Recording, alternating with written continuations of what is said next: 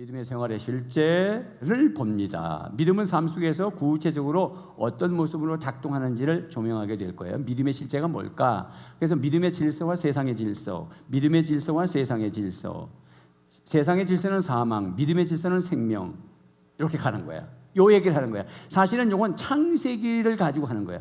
제가 이제 오후 예배 때 성례식 할 때만 요 복음 12강을 두 주, 그러니까 마지막 영접 모임하는 마지막 주는 제가 영접 모임을 하면 12시간 사용하기 때문에 설교한다는 게 할 수는 있었어. 그렇지만 자꾸 제가 무리가 와요. 그래서 이제 부교육자가 설교를 할 겁니다. 그리고 저는 사회만 보고 그 다음에 이렇게 성례식을 하죠. 그 다음 주일날. 그때는 제가 설교를 해서 두 주는 이렇게 복음 12강을 하고 두 주는 창세기를 할 거예요. 그때 얘기가 나오는 얘기인데 복음 12강은 사실은 창세기부터 요한계시록에 다 복음만 빼낸 거예요. 그래서 이게 조금 나옵니다. 그래서 믿음의 질서와 세상의 질서라고 하는 것은 두 질서가 있다는 거예요. 세상에. 여러분 믿음의 질서 속에 삽니까? 세상의 질서 속에 삽니까? 그렇지. 대답은 아주 잘했어. 100점이에요. 삶이 안 따라줘서 그렇지. 그래도 오늘 오후에 이렇게 아까 얘기했지만은 나 성례식을 참여하고 시골 갈 거야. 야, 믿음의 질서에 오신 거야. 뭐 시골에 가진 않았던 나는 오늘 예배 드려야 돼. 그리고 오셨다. 믿음의 질서 속에 있는 거야. 아따 뭐 연휴인데 뭐 드리는 예배 맨날 드리는데 오늘 좀 빠졌다고 뭐 죽겠나? 세상의 질서에 가는 거야. 신약 시대에는 절대로 죄 짓는다고 안 죽어. 걱정 말고 죄 져요. 걱정 말고 함부로 해. 안 죽어. 또 누가 뭐 어떻게 했다가 죽었어도 아이고 저거 저주받았다. 아니야. 안 죽어. 구약은 죽어. 안 죽지만 그거의 대가는 언젠가 치고. 딱 그 말이지 목사님 때 겁주시네. 그 언젠가 치고. 그래서 회개가 필요해. 자, 그래서 우리가 구원받았다고 그랬을 때 사람들은 예수 믿고 잘 되고 천당 가는 것이 예수 믿고 구원받았다. 보통 그렇게 얘기한다 그지. 그러나 구원받았다는 큰 뜻은 하나님의 아들의 생명을 가졌다. 영생을 가졌다. 거룩한 신의 성품에 참여한다. 이런 뜻이라는 거예요. 시작. 하나님의 아들의 생명을 가졌다. 영생을 가졌다. 거룩한 신의 성품에 참여한다. 그래서 이렇게 그런 큰 그림의 구원을 제가 여기 또 착각하고 여기 안 넘어가니까 계속 저기를 막 눌렀어요. 자, 그러면 그렇기 때문에 우리가 구원받았다는 것은 단순하게 예수 믿고 천당 간다는 그런 단순한 사건이 아니라 큰 그림을 그려보니까 우리가 하나님의 말씀을 선택하고 이제부터는 하나님이 나를 선택해 주셨으니까 이제부터 내가 구원받은 사람으로서 의도적으로 하나님의 말씀을 선택하고 그 다음에 믿고 따르고 순종하는 믿음으로 이루어지는 거예요. 계속해서 구원받으면 끝난 게 아니라 계속 하나님이 나에게 물을 주실 거고 화분을 선택해가지고 심어놓고 당신의 나라에다 나를 심어놓고 그래서 하나님의 말씀을 우리는 선택하고 들어야 되고 그것을 믿고 따르게 되고 순종하는 믿음으로 계속해서 발전해 나가야 된다는 거예요. 그게 구원의 전체 단계예요. 그러니까 제대로만 배우면 한국교회가 엄청난 힘을 회복할 수 있어요. 맨날 천당 얘기만 하니까 출애굽기를 말하면 12장까지만 얘기한 것이고 피, 물, 성령에서 피만 얘기한 거야. 피만. 물, 성령이 있는데 성령 받고 이겨야 되고 성령 받고 정복해야 되고 성령 받고 선식과 킹십이로 해서 하나님의 나라를 임해야 되고 내가 흔적을 가지고 또 다시 일어나가지고 또 말을 타고 쫙 달려나가야 되는데 여호수아가 가나안 땅 정복할 때 앞에 누가 섰어? 여호와의 군대 장관이 섰는데 그분이 예수님이시잖아. 주님이 한 번 앞에 백마를 타고 쫙 달린다고 우리는 그냥 따라가면 돼. 할렐루야. 믿음으로 따라가는 것이다. 그게 구원이라는 거야.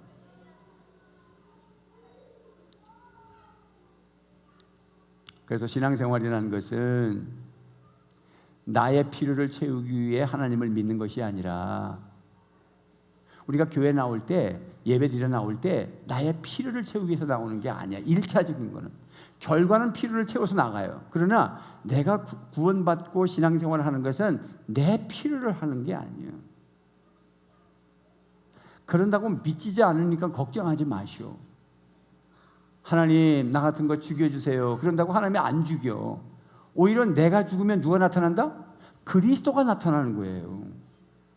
우리는 하나님 나 죽여주세요. 그러면 진짜 죽일까 봐 그렇게 못하는 거예요. 하나님 나 같은 거 죽여주세요. 나 같은 거 그냥 만발이라도 다 뽑아주세요. 내가 말을 잘못한 것 같아요. 그러면 진짜 뽑을까 봐 걱정. 그렇게 얘기하면 주님이 나타나 주신다고.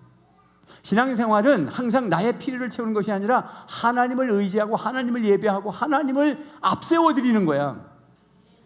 그렇게 하면, 그 나라와 그 의를 구하면 이 모든 것을 도와주시는 게 필요가 오는 거야.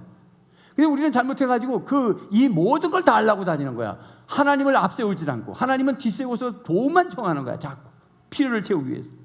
그러니까 신본주의가 아니라 인본주의가 되는 거지. 그러니까 절간에 가는 친구나 나나 다른 게 없지. 전도를 하는데 예수 믿으면 병 고쳐. 우리 예수 믿자. 그러면 남녀교회 나가는 아줌마가 뭐라는지 아세요? 어휴, 그런 소리 하지 마. 우리 남녀교회에도 아침에 새벽 4시부터 한 4시간만 남녀교회 물 떠놓고 하면 암도 다 고치고 다 죽어는도 살려. 그러면 여러분 말이 맥히는 거야. 왜? 같았잖아 말이.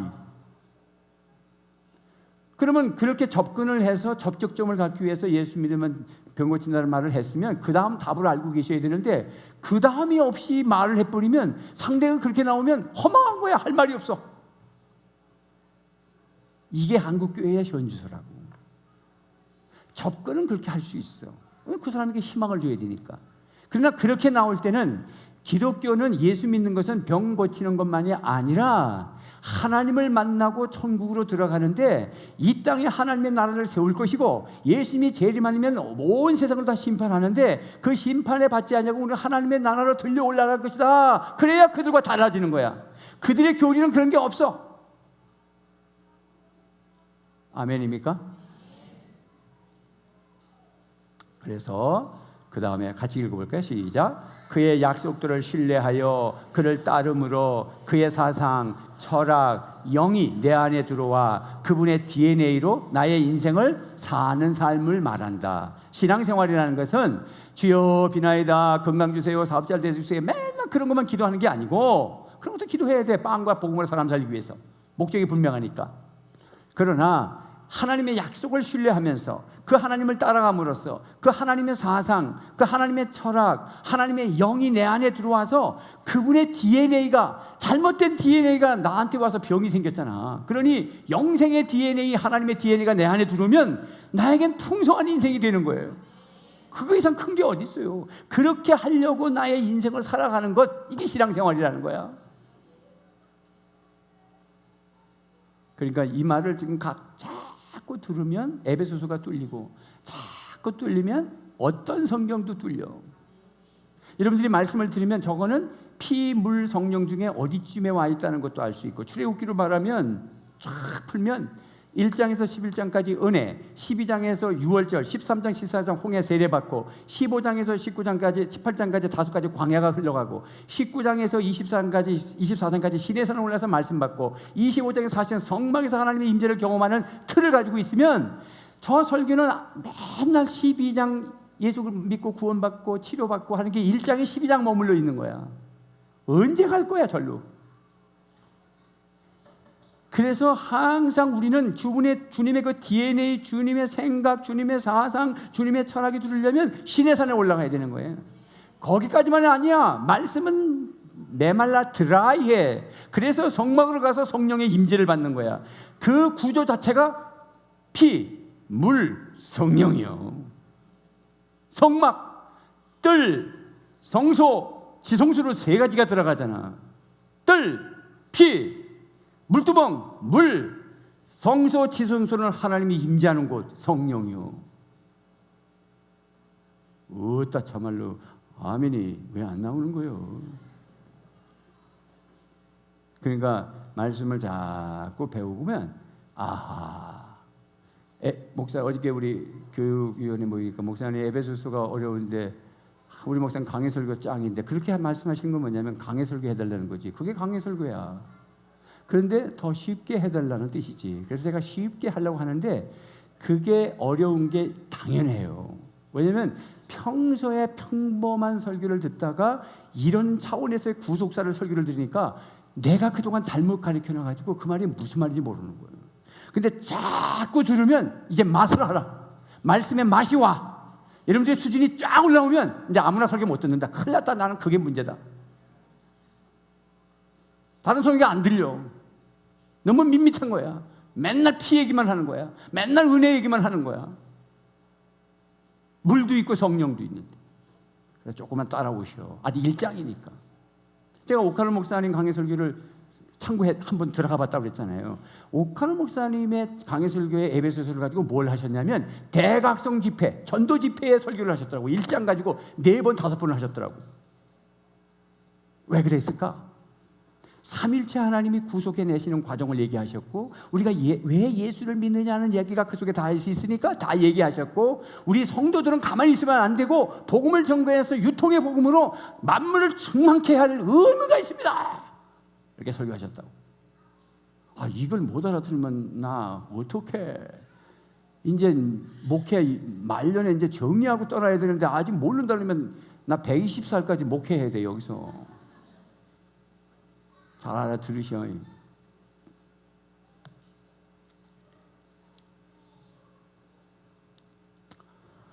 믿음은 뭐다? 선택이요, 결단이요, 순종이다. 믿음 좋다는 게 뭐냐 도대체? 아, 저거는 참 믿음 좋아. 새벽기도도 잘 와. 주일날 한 번도 안 빠져. 10일도 척척해. 물론 그것도 믿음의 하나예요. 그러나 생명 라인을 선택하고 그 다음에 그 말씀에 결단하고 순종하는 모든 삶이 잘 될 때 믿음이요. 믿습니까? 그래서 중직자 뽑을 때 제가 체크를 자꾸 하는 거야. 얼마나 믿음 생활을 잘하느냐. 지금도 제가 몇 개월을 새벽기도 지금 뒤에 붙여놨는데 새벽기도 한 번도 안 오고 수요 성령 집회 한 번도 안 왔다. 그러면 어떻게 하면 좋겠수? 여러분 생각하면 어떻게 했으면 되겠습니까? OX 한번 얘기해봐. 시작. 뭐 말을 좀 해봐요. 날 좀 도와줘요. 어떻게 했으면 좋겠어? 시작. 그거 봐. X지. 기본이잖아요. 직분을 왜 뽑아? 선택, 결단, 순종하라고 뽑는 거지. 마지막 종착역에 메달을 주는 게 직분 빼는 것 같으면야 아무 문제가 없어. 지금까지 해온 걸 보고서 그냥 주면 돼. 근데 직분은 이제부터 헌신해야 되는데 기도하지 않는 사람은 헛소리해요. 헛소리 한다고 미쳤다는 뜻이 아니에요. 분별력이 없는 거예요. 이 말을 해야 되는지 말해야 되는지 어떻게 행동해야 되는지 모르는 거예요. 그럼 뽑아놓고 내가 고민하는 거야? 그런 일이 있었으면 되겠어요? 한번 생각해봐요. 왜 내가 뽑아놓고 고민해야 됩니까? 응? 그건 아니지. 그래도 우리 교회는 피택을 해놓고 아직 임직시 안 했지만 처음에 피택되지 않았다고 쌍 교회가 여밖에 없나 그러고 떠난 사람이 아무도 없다는 게 참 감사해. 가끔 보면 떠나요. 참 잘 떠났지. 어떤 목사님 어떻게 저렇게 말씀하시냐. 잘 떠난 거예요. 왜? 그 사람 됐어도 문제 있는 사람이에요. 자질이 안 되는 사람이에요. 되면 온전히 문제가 생깁니다. 근데 우리는 안 떠났다. 참고 있다. 견딘다. 선택, 결단, 순종한다. 나 그때 섭섭했지만 그래, 또 기회가 있겠지. 이게 일꾼 될 자격이 있는 거예요. 아멘입니까? 그게 일꾼이에요. 아유, 저는 노회장 하라 그래도 5년 동안 도망 다니고 있어. 안 하려고.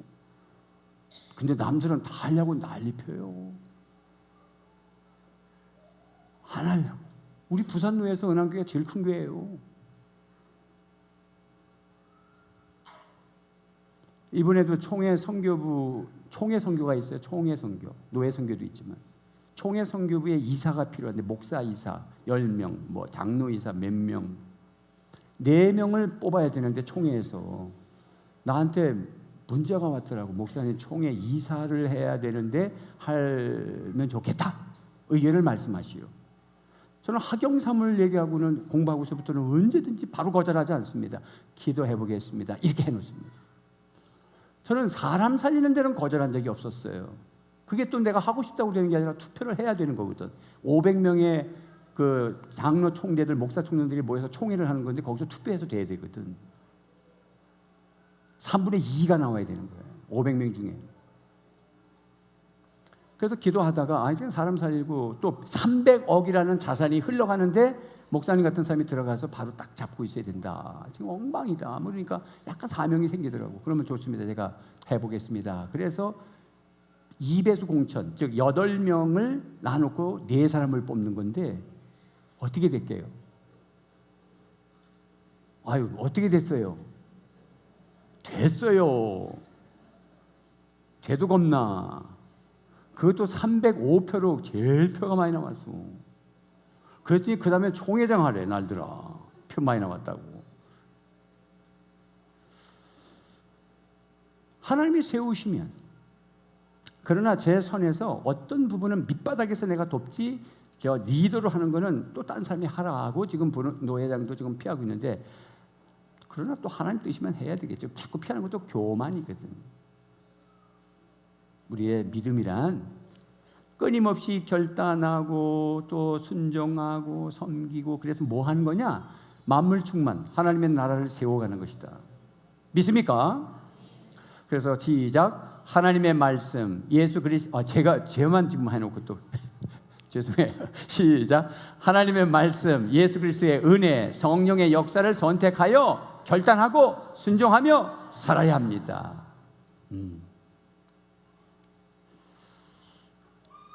자, 믿음이 사람 속에서 구체적으로 어떤 모습으로 작동하는지, 그러면 그게 믿음이라면, 약속을 믿고 DNA를 갖고 선택하고 결단하고 순종하고 이런 게 믿음이라면, 그러면 사람 속에서 그 믿음이 어떻게 작동되고 움직이는지를 지금 오늘 말씀은 아브라함과 롯을 비교해 본다는 거야.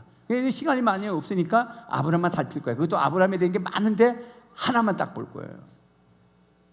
그래서 선진저들을 보면서 우리가 살펴볼 것이다. 같이 읽어볼까요? 시작. 하나님과 그의 약속을 믿고 따랐던 믿음의 사람과 자기 야망을 따라 살았던 사람의 차이가 무엇인지 비교해 봅시다. 그래서 창세기의 믿음의 조상들의 사례를 통해서 믿음의 삶을 볼 건데, 아브라함의 길, 롯의 길을 보는 것입니다. 아브라함의 길은 뭘 쫓아간 사람이에요? 말씀을 쫓아 산 자. 롯의 길은 세상을 쫓아간 사람. 여러분은? 옳지. 곧 죽어도 말씀을 쫓아간 사람이어야 돼. 잘한테도 방향은 분명해야 돼. 우리가 내비게이션을 딱 목표를 설정하고 딴 데로 가면 줄이 계속 딴 데로 가도 방향은 글로 가야 돼. 언젠가 글로 들어간다고. 내가 좀 힘들어서 곁길로 가고 넘어지기도 하지만 목표는 분명한 거야. 나는 말씀대로 산다. 할렐루야. 그러면 되는 거예요. 뭐 100%짜리가 어디 있어요. 방향을 잘못 잡은 게 문제지. 자기 야망, 자기 욕심, 이게 롯이야. 눈에 좋은 대로. 그래서 이걸 또 저만 틀고 이걸 보면 죄송합니다. 이게 노트북 수리를 해야 되는데 아주 골치 아파요. 노트북을 바꿔야 되는데 이거 참말로. 자, 워드 시스템 그랬는데요. 그러니까 이 말이 워드란 말은 말씀이, 우리 워드 친다고 그러지. 말씀 시스템이고, 월드란 말은 세상 시스템이야. 그러니까 이 세상에는 두 종류가 있는데, 세상 시스템으로 돌아가는 사람과 말씀 시스템으로 돌아가는 사람들이 있다는 거지. 교회는 적어도 세상 시스템으로 돌아가는 데는 아니다. 믿습니까? 여기는 국회도 아니고요, 직장도 아니고요. 교회는 그냥 교회예요. 여기는 다 아멘하는 사람만 있으면 되는 거예요. 국회니까 뭐 야당이 있고 여당이 있는 거지. 의견이 다를 수 있어도 마지막에 의견이 아멘으로 같이 가는 게 교회예요. 그게 한 몸이에요. 믿습니까? 우리는 워드 시스템을 갖는 사람들이지 월드 시스템을 갖는 사람들이 아니에요. 그래서 창세기 12장 4절에 이게 아브라함이 여호와의 말씀을 따라갔고, 창세기 12장 4절에는 롯도 그와 함께 갔으며 아브라함이 하나를 떠날 때에 75세였더라. 자, 이게 무슨 장면인 것 같아요? 이 사람 누군 것 같아? 아브라함이죠. 롯에게 네가 좌하면 나는 우하겠느니라. 뭔 말인지 알겠어요? 아유, 그래서 아브라함은 말씀을 쫓아간 사람이다. 아브라함을 향한 하나님의 삼중 약속과 삼중 포기를 설명해봐라 했는데요. 자, 봅시다. 삼중 약속, 삼중 포기가 있어요. 이건 외워놔야 돼. 이제부터 설교 시간에 가끔 나올 거야. 묻기도 하고. 뭐 쉬워요. 우리 아는 걸 정리한 거야. 하나님이 주신 세 가지 약속이 있고 아브라함이 포기한 세 개가 있어. 포기해야 주는 거야. 자, 성경 구절을 보겠습니다. 시작. 여호와께서 아브라함에게 이르시되 너는 너의 고향과 친척과 아버지의 집을 떠나 내가 네게 보여줄 땅으로 가라. 내가 너로 큰 민족을 이루고 네게 복을 주어 네 이름을 장대하게 하리라. 너는 복이 될지라. 오늘 말씀 읽은 거죠. 3절 시작. 너를 축복하는 자에게는 내가 복을 내리고 너를 저주하는 자에게는 내가 저주하리니 따는 내 모든 족속이 너로 말미암아 복을 얻을 것이라 하신지라. 그러니까 요 안에 보면 축복이 세 개가 있고 약속이 포기한 게 세 개가 들어있다는 거죠. 잘 찾아보면 그 하나님이 준 약속은 뭐죠? 한번 찾아볼까요? 어디에 있을 것 같아? 몇 절? 2절. 뭐라 그랬어? 큰 민족을 이루고 하나. 그 다음에 내 이름을 창대하게 하리라. 그 다음에 복이 될지라. 약속에. 이건 아브라함에게 준 게 아니야. 우리에게도 준 거야. 세 가지를. 첫째는 뭐다? 큰 민족. 두 번째는 내 이름을 창대케 하리라. 세 번째는 복이 될 거다. 복의 근원이 될 거라고 개역의 성경은 되어 있지만 개역 개정하면서 복이 될지라 그랬어. 그 말은 복의 근원은 하나님인데 아브라함에게 근원이라고 말했기 때문에 복이 될지라 했는데 우리는 이제 알잖아. 네가 기업이 된다. 네가 찬송이 된다. 네가 상속자가 된다는 말을 많이 배웠기 때문에 성경 번역을 바꿔놨어도 우리는 이해가. 네가 복이 된다. 너가 움직이는 대로 복이 막 따라다닌다는 거잖아. 너는 복의 사람이 된다는 거잖아요. 이런 약속을 했어. 그러면 아브라함은 포기해야 되는 거라. 여기서 세 가지 포기를 한번 보죠. 뭘 포기했어요? 고향부터 떠나. 자, 고향 떠났고 그 다음에 뭐 떠났어요? 친척을 떠났고 그 다음에 아버지 집을 떠났다고. 이제 됐잖아요. 이제 세 가지 약속. 첫째 뭐다? 아니 약속 큰 민족. 두 번째는 이름을 창대케. 세 번째는 복이 된다. 내가 포기해야 될 것은 고향, 친척, 아버지.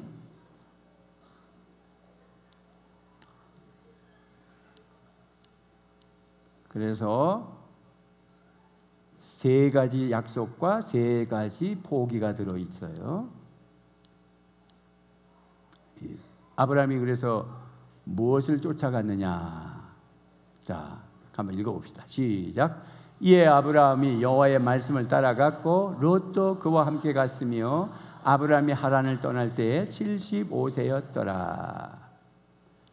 5절. 아브라함이 그의 아내 사레와 조카 롯과 하란에서 모은 모든 소유와 얻은 사람들을 이끌고 가나안 땅으로 가려고 떠나서 마침내 가나안 땅에 들어갔더라. 마침내 어디 들어갔다? 가나안 땅에.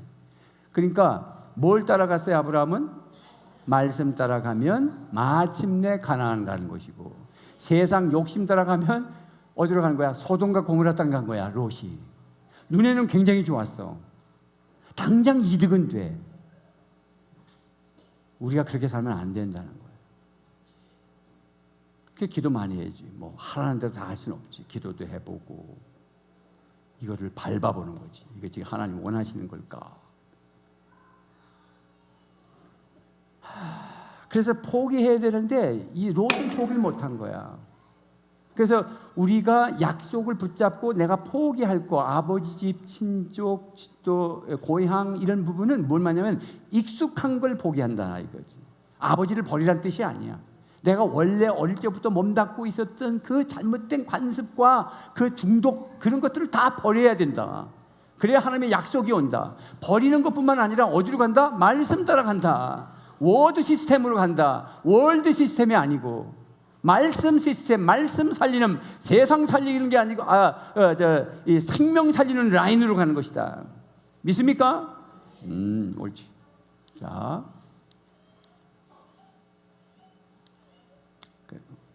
그래서 아브라함이 뭘 쫓아가서 살았냐? 그랬더니 말씀 따라 살았다. 자, 그러면 아브라함이 롯과 결별한 이유가 뭐였느냐 그랬어요. 자, 읽어봅시다. 시작. 그 땅이 그들이 동거하기에 넉넉하지 못하였으니 이는 그들의 소유가 많아서 동거할 수 없었음이라. 또 시작. 내 앞에 온 땅이 있지 아니하냐. 나를 떠나가라. 내가 좌하면 나는 우하고 네가 우하면 나는 좌하리라. 뭐 때문에 동거할 수 없었어요? 소유가 많아서 동거할 수 없었어요. 이 소유는 그 앞에 문장에 보면 이게 창세기 13장이잖아요.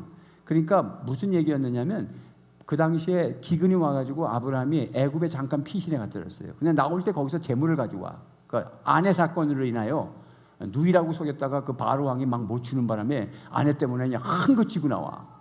하나님은 참 재밌죠. 근데 그 물질로 인하여 갈등이 오는 거야. 때로는 물질 때문에 갈등이 온다고, 물질 때문에 싸운다고, 물질 때문에 형제의 난이 생기기도 하고. 물질이 다 좋은 것만은 아니에요. 소유가 많아서 동거할 수 없었다는 거예요. 그래서 우리가 물질 말씀 라인으로 가지 않고 물질 하면 안 된다. 자, 네 번째는 하나님의 씨의 약속에 대한 아브라함의 마음은 어땠느냐라는 것입니다. 한번 우리 같이 성경 읽어봅시다. 시작. 아브라함이 또 이르되 주께서 내게 씨를 주지 아니하셨으니 내 집에서 길린 자가 내 상속자가 될 것이이다. 여호와의 말씀이 그에게 임하여 이르시되 그 사람이 내 상속자가 아니라 내 몸에서 날 자가 내 상속자가 되리라 하시고 그를 이끌고 밖으로 나가 이르시되 하늘을 우러러 무뼈를 셀 수 있나 보라. 또 그에게 이르시되 내 자손이 이와 같으리라. 무엇이 제목이 이제 뜨네요. 아브라함이 말씀을 쫓아갔다라는 부분이죠. 자, 아브라함의 마음은 어땠느냐? 그 다음 성경 구절을 보면 6절 시작. 아브라함이 여호와를 믿으니 여호와께서 이를 그의 의로 여기시고 또 그에게 이르시되 나는 이 땅을 내게 주어 소유를 삼게 하려고 너를 갈대아인의 우리에서 이끌어낸 여호와니라. 그러니까 이걸 뭘 말하려고 하는 거냐면 아브라함이 아들을 통해서 상속자가 되어야 되는데 아들이 안 나니까 자기 몸종인 엘리에셀에게 상속하겠습니다. 그러니까 하나님이 그건 네 씨가 아니야. 네 씨가 태어날 거야. 네 씨로 인하여 너가 복을 받을 것이고 만민이 축복받을 거야. 그랬더니 아유 하나님 알겠습니다. 그래서 이삭이 난 거야. 그러니까 무슨냐면 이삭은 예수님을 상징하는 거예요. 즉 아들을 믿어야 의인이 된다는 거야. 우리는 씨를 믿어야, 예수 그리스도를 믿어야 의인이 되는 거예요. 그 얘기를 지금 하는 거예요. 그래서 아브라함이 하나님의 약속을 믿음으로 하나님이 이를 의롭다고 인정해 주셨다. 그걸 갖다가 우리가 교리적으로 칭의라고 한다. 즉 믿음은 아들에 대한 약속을 받아들이는 행위를 말하는 것이다. 이제 다 됐어요. 그래서 다른 성경 구절을 한번 봅시다. 로마서 4장 3절부터 또 한번 보겠습니다. 시작. 성경이 무엇을 말하느냐? 아브라함이 하나님을 믿음에 그것이 그에게 의로 여겨진 바 되었느니라. 일하는 자에게는 그 삭시 은혜로 여기지 아니하고 보수로 여겨지거니와 이를 아니할지라도 경건하지 아니한 자를 의롭다 하시는 이를 믿는 자에게는 그의 믿음을 의로 여기시하니. 일하고 받는 건 삭시지 그건 은혜가 아니라는 거야. 근데 우리는 일도 안 했는데 하나님의 나라가 들어가 버리네. 그러니까 이거는 은혜라는 거예요. 믿습니까? 그래서 다윗이 그렇게 복되다다 그렇게 말한 거죠. 자, 그 다음에 6절 시작. 일한 것이 없이 하나님께 의로 여기심을 받는 사람의 복에 대하여 다윗이 말한 바 불법이 사함을 받고 죄가 가려짐을 받은 사람은 복이 있고 주께서 그 죄를 인정하지 아니하실 사람은 복이 있도다 함과 같으니라. 그런데 이 복이 할례자에게는 나에게나 또 무릇 우리가 말하기를 아브라함에게는 그 믿음이 의로 여겨졌다. 우리는 무할례자고 유대인들은 할례자지만 누구라도 아브라함의 믿음을 따라간 자, 그 아브라함에게는 그 믿음이 의로 여겨졌다. 이제 마지막인데요. 다른 성경 구절을 한번 더 보는 거예요. 가르치죠. 시작. 아브라함이 하나님을 믿음에 그것을 그에게 의로 정하셨다 함과 같으니라. 그런즉 믿음으로 말미암은 자들은 아브라함의 자손인 줄 알지어다. 이 신약입니다. 우리가 아브라함의 자손이라는 거예요. 얼마나 감사해요. 이건 바울이 한 말이에요. 시작. 또 하나님이 이방을 믿음으로 말미암아 의로 정하실 것을 성경에 미리 알고 먼저 아브라함에게 복음을 전하되 모든 이방인이 너로 말미암아 복을 받으리라 하였느니라. 이방인까지 생각하셨다. 아까 너희도 했던 에베소서가 이방으로 흘러가죠. 자, 결국은 삼중 약속과 삼중 복이 한번 또 지나갔는데 또 삼중 약속이 뭐죠? 첫째, 시작. 큰 민족. 두 번째, 네 이름이 창대케. 세 번째는 복이 된다. 포기는 고향, 그 다음에 친족, 그 다음에 아버지 집을 포기해라. 그냥 다른 거 몰라도 포기해야 약속을 받는다. 그래서 말씀 따라가는 것이다. 나는 요즘 아브라함처럼 말씀 따라 사는가? 세 번째, 소유 때문에 싸우지 않는가? 눈에 보이는 것보다 보이지 않는 하나님의 비전을 보라. 아들 시 예수님을 믿음으로 의인 되었음을 복으로 여기고 감사하자. 할렐루야.